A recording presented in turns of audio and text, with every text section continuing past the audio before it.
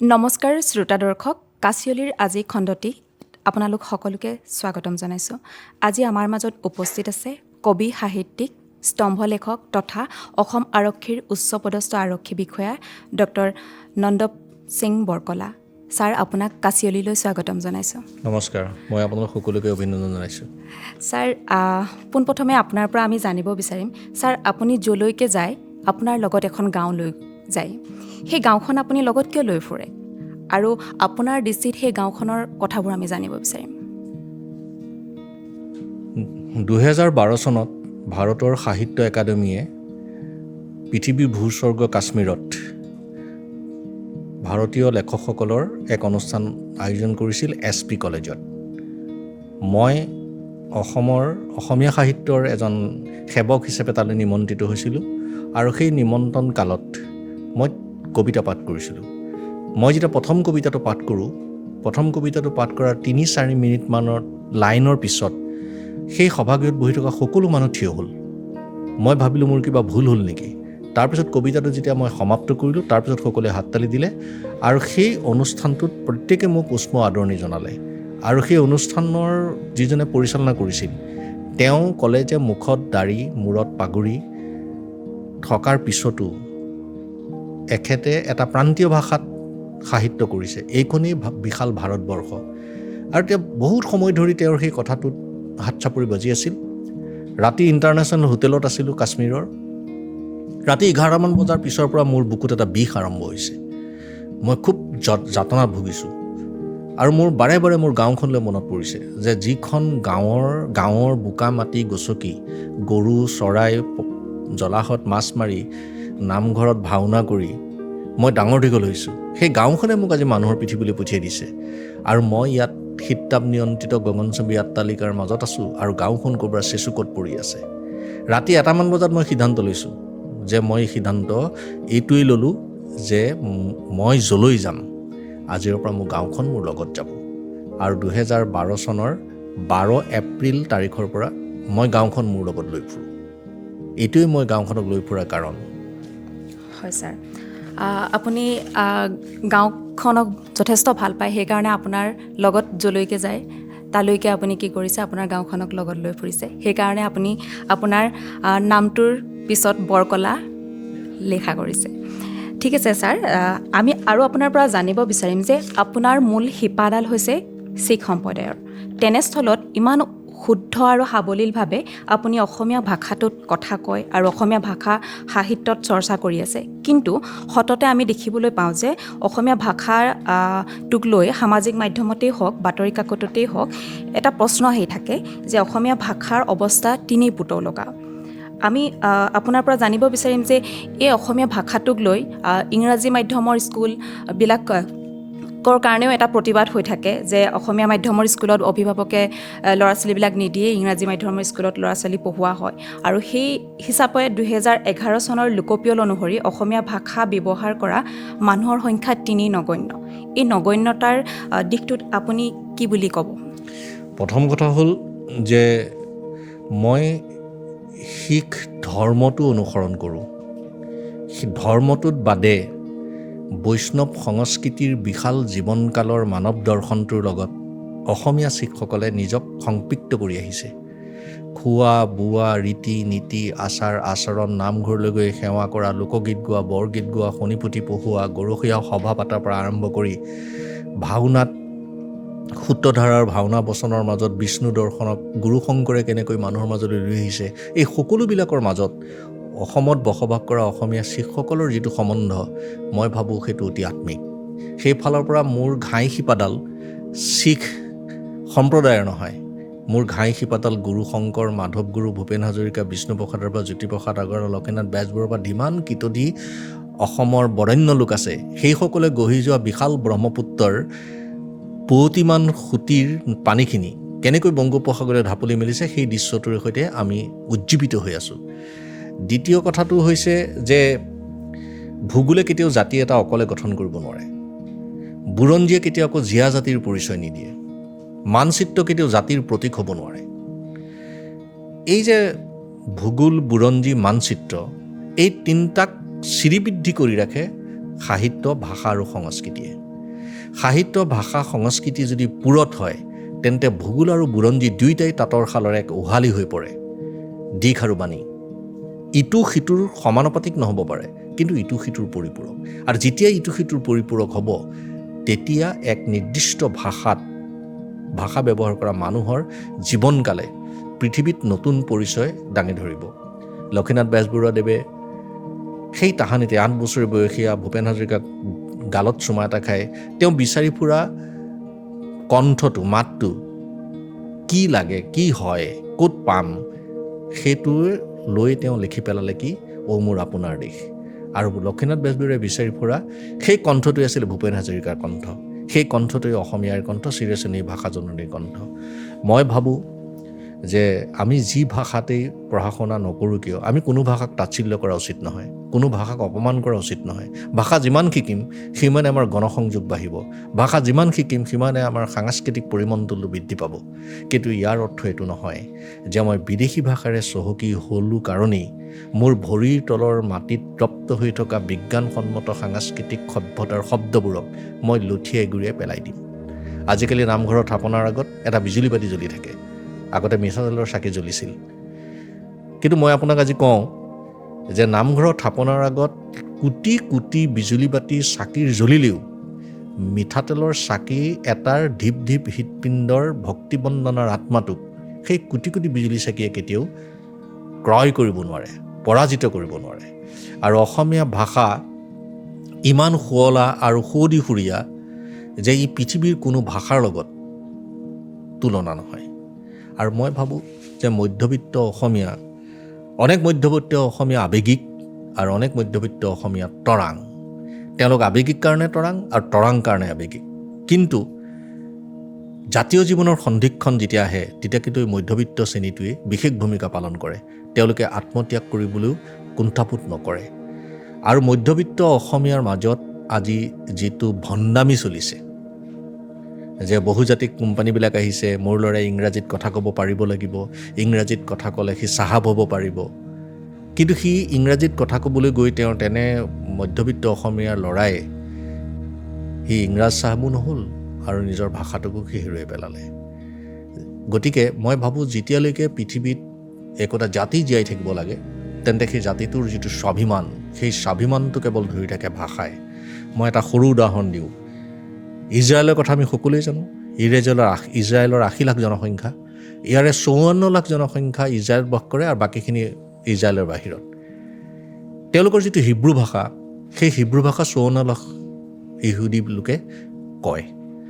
এই ৫৪ লাখ হিব্ৰু ভাষা কোৱা মানুহৰ মাজৰ পৰা নোবেল পুৰস্কাৰ পোৱা হৈছে আমি ৩,৪০ লাখ মানুহৰ নোবেলটো দূৰৰে কথা আমি বুকাৰ পুৰস্কাৰ কাষলৈ যাব পৰা নাই সামাজিক দায়বদ্ধতা লেখকৰ সৃজনশীলতা সৃষ্টিৰ তাগিদা আৰু ভুভুক্ষু মানুহৰ আৰ্তনাদে মাটিক কেনেকৈ ৰক্তৰঞ্জিত কৰিছে সেই দৃশ্যপটৰ চৰিত্ৰ দৰ্শনটো যিয়ে উপলব্ধি কৰিব পাৰে সি কেতিয়াও ভাষাৰ বিৰুদ্ধে নাযায় সি কেতিয়াও ভাষাৰ লগত জড়িত সংস্কৃতিৰ বিৰুদ্ধে নাযায় মই ভাবোঁ যে আমি বিদেশী ভাষাৰে শিক্ষিত হ'ব পাৰোঁ আমি বিদেশী ভাষাৰে শিক্ষিত হৈ পেলাই মানে পাইলট হ'ব পাৰিম মন্ত্ৰী হ'ব পাৰিম MP হ'ব পাৰিম আমি ডাঙৰ ব্যৱসায়ী হ'ব পাৰিম MLA হ'ব পাৰিম কিন্তু মই আপোনাক কৈ থওঁ তেনে সন্তানে কোনোদিনে লক্ষ্মীনাথ বেজবৰুৱা হ'ব নোৱাৰে তেনে সন্তানে কোনোদিনে লাচিত বৰফুকন হ'ব নোৱাৰে আৰু লাচিত বৰফুকনে যদি হ'ব নোৱাৰে তেন্তে শৰাইঘাটৰ মাটিৰ তলত পোত খাই থকা মোৰ ককা আজু ককাৰ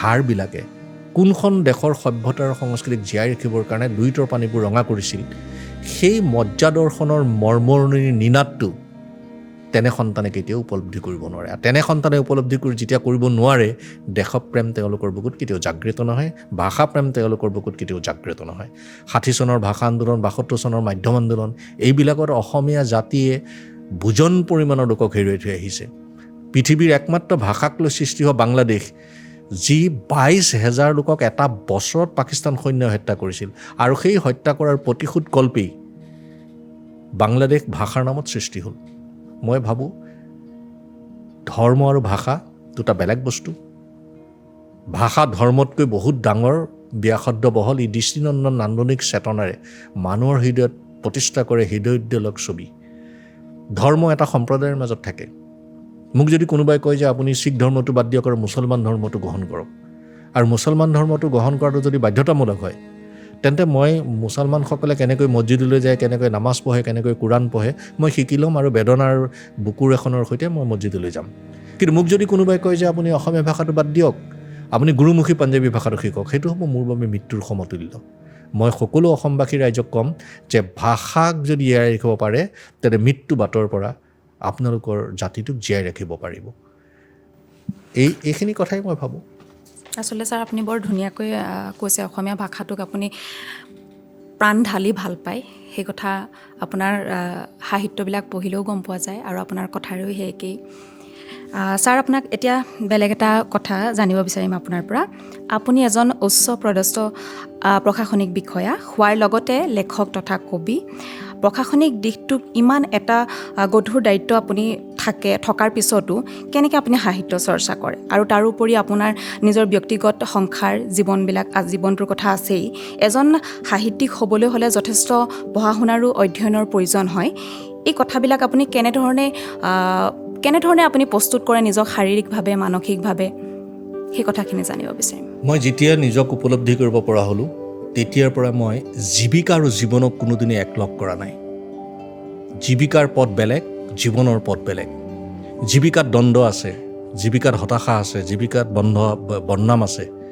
জীৱিকাই মোক এটা সময়লৈকেহে লগত ৰাখিব আৰু এদিন জীৱিকাতে মোক এৰি থৈ যাব। তেতিয়া মই মোৰ পৰিয়ালৰ ওপৰত বা মোৰ সম্বন্ধীয়ৰ ওপৰত মই আত্মনিয়োগ কৰিব লগা হ'ব। জীৱিকাত সৌন্দৰ্য নাই, জীৱিকাত জীৱন নাই। আমাৰ প্ৰত্যেকৰে 3টা বস্তুৰ সৈতে আমি সংপৃক্ত: জন্ম, জীৱন আৰু মৃত্যু। মৃত্যু নিশ্চিত। আমি মৃত্যুৰ পৰা উভতি আহিবলৈ কোনো বিকল্প দ্বিতীয় ৰাস্তা নাই। যিহেতু আমি জানো মৃত্যু নিশ্চিত, তাৰ মাজত জন্মটো আমি এৰিলোঁ, মাজত থাকিল জীৱন। এই জীৱনটোক ভাষাৰে, সংস্কৃতিৰে, মানৱ মূল্যৰে, বুদ্ধ দৰ্শনৰ অহিংসা চেতনাৰে, সমাজৰ ঢাপে ঢাপে দৰিয়লিয়ে ভাল কামবোৰ কৰি যাব পাৰিলে মৃত্যু জন্ম আৰু জীৱনতকৈ সুন্দৰ হৈ উঠে।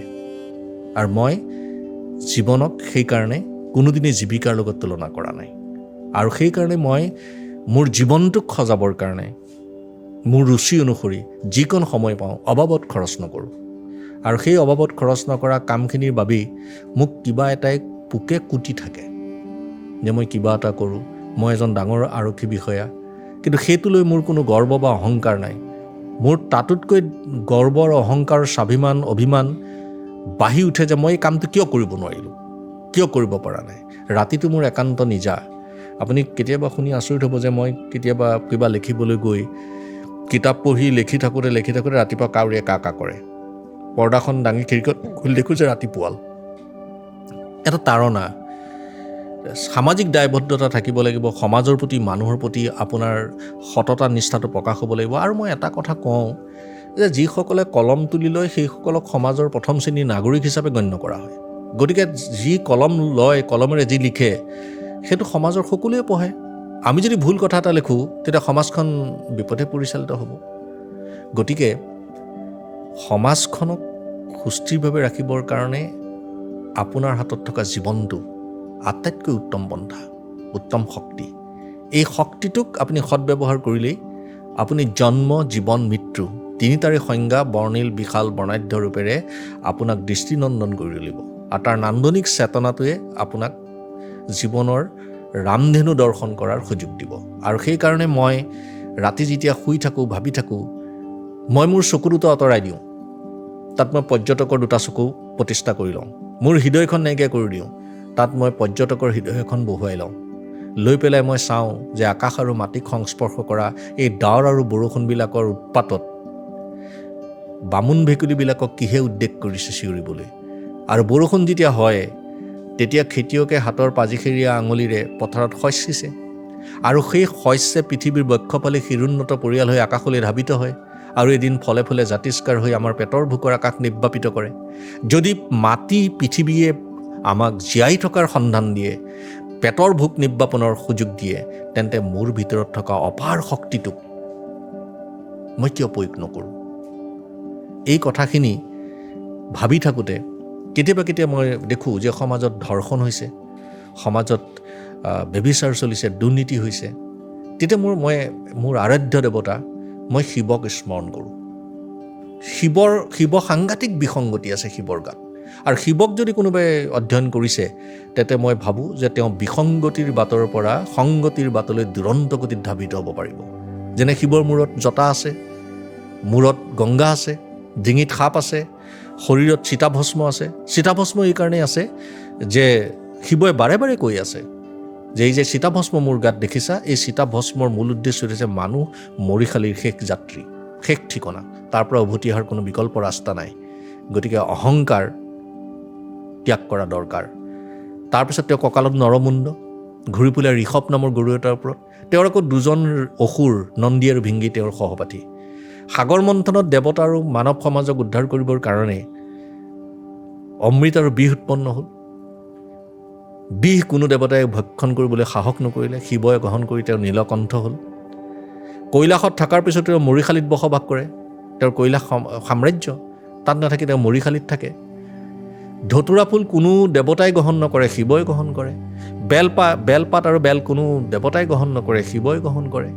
এই যে এজন দেৱতাৰ গাত ইমানখিনি বিসংগতি, আৰু এই বিসংগতিখিনিক লগত লৈ তেওঁ ইমান এটা সাংঘাতিক সংগতিৰ মহাসিন্ধুৰূপে চিহ্নিত হৈছে, গঢ়ি তুলিছে, যাৰ কাৰণে পৃথিৱীৰ প্ৰান্তে প্ৰান্তে তেওঁক পূজা কৰা মানুহৰ সংখ্যা দিনক দিনে বাঢ়িছে।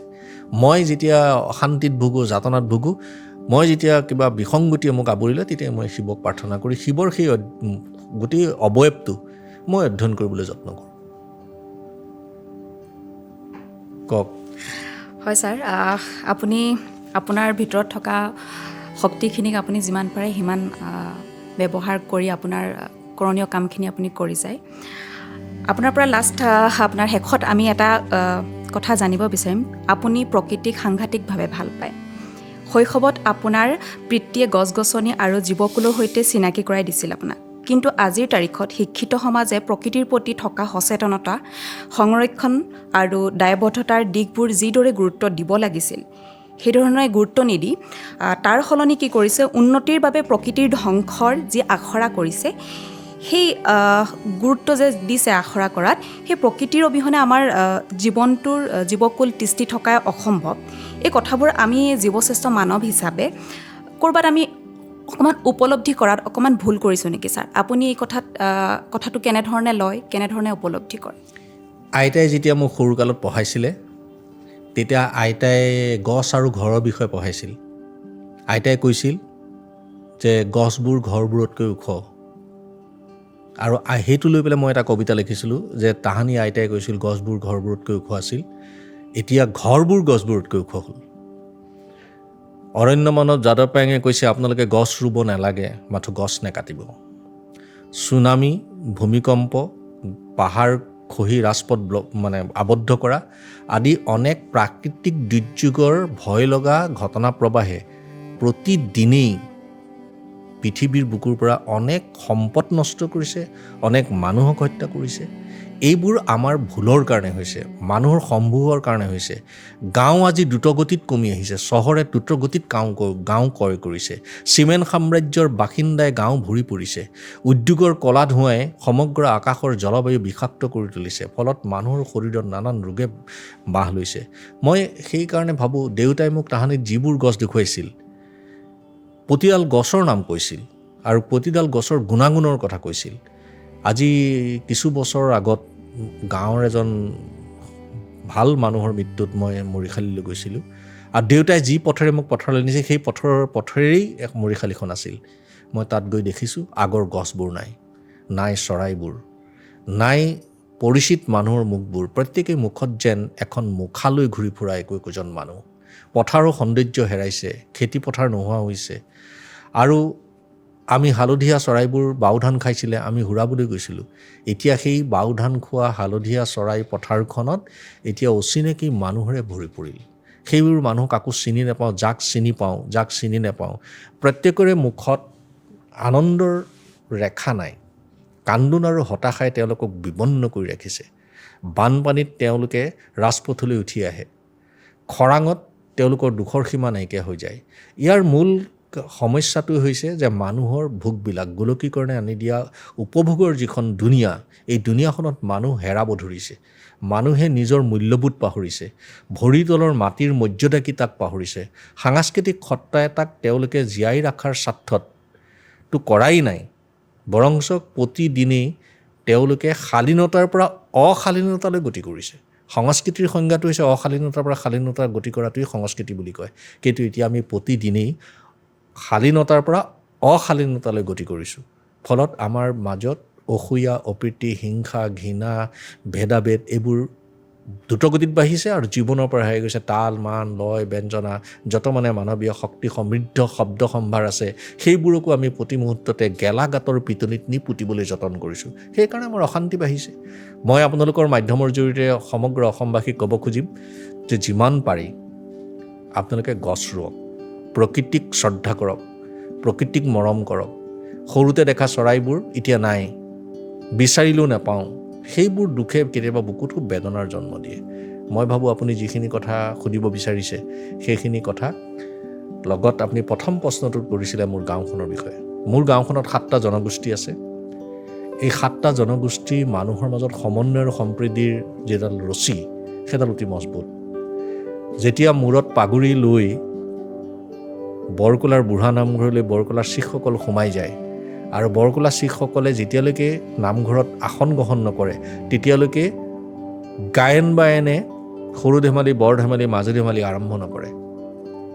কোনোবা এজন মানুহ অনাশিক মানুহ মৰিলে, অলপ উল্লেখযোগ্য অনাশিক মানুহ মৰিলে, শিখ মানুহজন মৰিশাললৈ নোযোৱালৈকে তেওঁক চিতাত নোতোলে। ঠিক তেনেকৈ শিখ মানুহজন মৰিলেও অনাশিক লোকে নাহিলে তেওঁক চিতাত জুই দিয়া নহয়। নাম গুৰুদ্বাৰলৈ অনাশিকৰ মানুহখিনিয়ে মূৰত এখন কাপোৰ লৈ পেলাই গুৰুদ্বাৰলৈ সোমাই যায়। তেওঁলোকে কেৰা প্ৰসাদ খায়। আমাৰ মানুহে শনি পুথি পঢ়ে। গাঁওখনৰ যিটো সৌন্দৰ্য, সেই সৌন্দৰ্যটো আজিৰ পৰা বহু বছৰ আগত পৰা সংৰক্ষণ হৈ আছে। সেই সংৰক্ষণ শব্দটো মই বেয়া পাওঁ। সংৰক্ষণটোক বিকাশ হ'ব লাগে, প্ৰচাৰ হ'ব লাগে, প্ৰসাৰ হ'ব লাগে। আহোম স্বৰ্গদেউ ৰুদ্ৰসিংহই তেওঁৰ ৰাজধানী গড়গাঁও মেটেকাৰ পৰা তুলি আনি বৰকলাত প্ৰতিষ্ঠা কৰিবৰ কাৰণে 303 কোৰি 3টা পুখুৰী খান্দিছিল। তেওঁ বিষয়াসকলক নিযুক্তি দিয়া ঠাইখনক আজি তাৰিখলৈকে বিষয়া চুক বুলি কোৱা হয়। আৰু তেওঁৰ দিনৰ পৰা বুলবুলি চৰাই যুঁজ, মহৰ যুঁজ আৰু ৰঙালী বিহুৱে বৰকলাত বিশেষ পৰিচয় লাভ কৰিছে। আৰু বৰকলাৰ সেই সাংস্কৃতিক পৰিমণ্ডলটোৰ কাৰণেই এজন বিখ্যাত গায়কে বৰকলাক লৈ গীত লিখিছিল যে বৰকলা গাঁৱলৈ কিমান দূৰ, হাবি বনে ঘেৰা যেন শোণিতপুৰ। শোণিতপুৰত কি হৈছিল?